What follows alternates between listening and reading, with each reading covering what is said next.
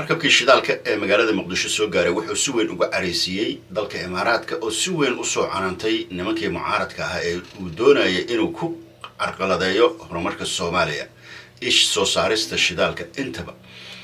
wararka isu soo taray ayaa waxa ay sheegayaan in waxa waaye nimankaas mas'uuliyiinta ah midkiiba 10 milyan oo dollar la soo siiyay si looga hortago horumarka iyo shidaalka soo saaristiisa runtii waxa waaye shacabka Soomaaliyeed marnaba ma moogana shacabka Soomaaliyeedna waxa waaye marnaba lagu calqaladeyn karo idinka reer Muqdisho ah iyo idinka runtii Soomaali ah ee ka hortaga markabkaasi iyo waxa waaye horumarka shacabka ah laakiin waxa magaalada Muqdisho haday calqaladeeyaan wax calqaladeysmaya ma ahan shidaalka soo saaristiisa shidaalka waa 1300 oo mitir oo dhib badda gudaheeda ah shidaalka mar hadii hawshiisa bilaabatay waa bilaabatay mar hadii baaritaankiisa lagu soo guuleystay haddana markii qoday uu joogay hadii carqaladeeyaan magaalada Muqdisho iyo hadii magaalo kale carqaladeeyaan intaba wax u istaagaya ma ahan waa 1300 oo kilomitir deep sea ah gudaha badda ah waa aysan xabadana gaarin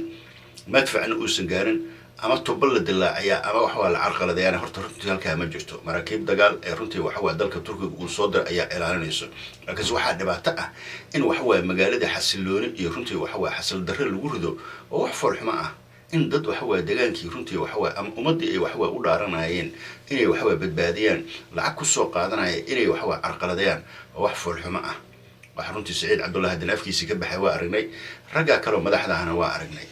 wax la yaabo wax lagu xumaado laakiin shacabka Soomaaliyeed xukun doonkiina waxay ogaadeen in uusan ahayn xukun doon iyo runtii waxa waa cirdi iyo sharaf in uusan ahayn laakiin waxa la ogaaday in aad doonaysaan inaad waxa waa horumarka Soomaaliya carqaladeysaan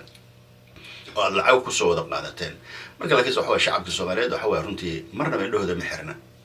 runtii waxa waa dad badan oo far badan ee magaalada waxa waa runtii soo dhaweeyay markabka imaatinkiisii waxay ku faraxsan yihiin inay waxa waa xataa runtii ay ka hortagaan cid Allah cid waxa waa carqaladeynayso horumarkooda waxa dhalinyaro ah markabka aragteen soo wada dhaweeyay runtii waxa ku soo wada xoomay ujeedadooda waxay ahayd in ay runtii waxa waa ka dhex arkayeen markabkaasi hoob iyo rajo in ay ka dhex arkayeen markabkaas oo ay islahaayeen maalin un ayaad waxa waa ma taqaanaa heerida faqriga iska tuurisaan marka waxa waa dadkii lacag ku soo qaatay oo wararka heeraa waxa waa runtii ku hungoobaysan umadaasna waxa waa inaad ka hor wareegtaan ayaa sharaf idin ah hadaad doorasho rabtaan nooca doortaan nooca aad doonaysaan bal la imaada